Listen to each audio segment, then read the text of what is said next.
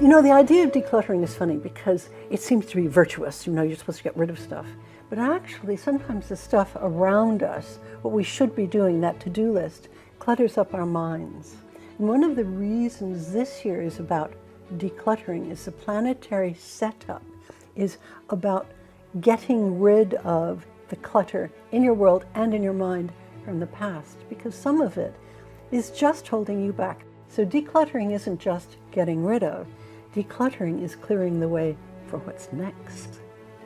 The fire signs, first sign Aries, Leo, and Sagittarius are so busy doing that things pile up all over. So decluttering can mean just like saying bye to that stuff.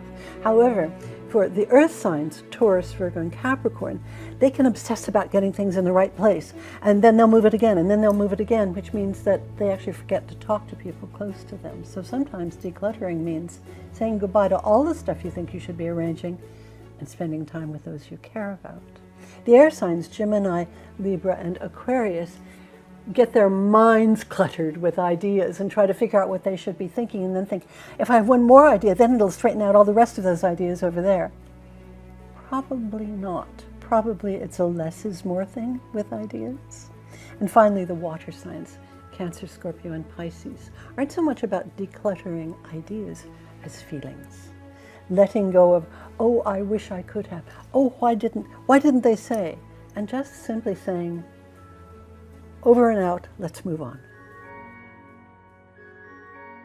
I don't tend to mark time as good or bad for anybody, because it actually is about the intelligence with which you approach that time and your nature. So we were just talking about fire signs, and I mentioned them before, Leo, Sagittarius, and Aries, who love to dash into things. And that's great, because if it's something that's going to work, that's great. If they're going to hit a hard wall, then they'll kind of go, oh, I hit a hard wall, and probably still keep going, because for them, it's not a risk, it's a lifestyle. Whereas the more cautious earth signs, who want to figure it out, and now I reckon if I do this way, it'll take this long and all of that, they aren't so much risk adverse as they just want to be compulsive, and that's a way of doing things. So they would see not figuring things out as itself a risk. Whereas the air signs, the ones who think a lot, Gemini, Libra, and Aquarius, adore figuring it out. Oh, let's just figure it out, let's talk about it, and then let's talk about another way to do it. And they may never go around doing what they had in mind, but they've had such a good time talking about it that they'll think of something else to talk about and never get what they had in mind done.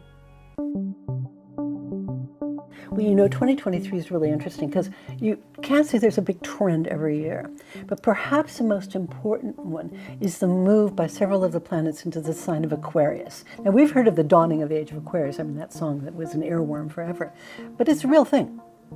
And these ages are about 2,000 years long, and they have to do with our position within the galaxy and the constellation that is visible on the first day of spring.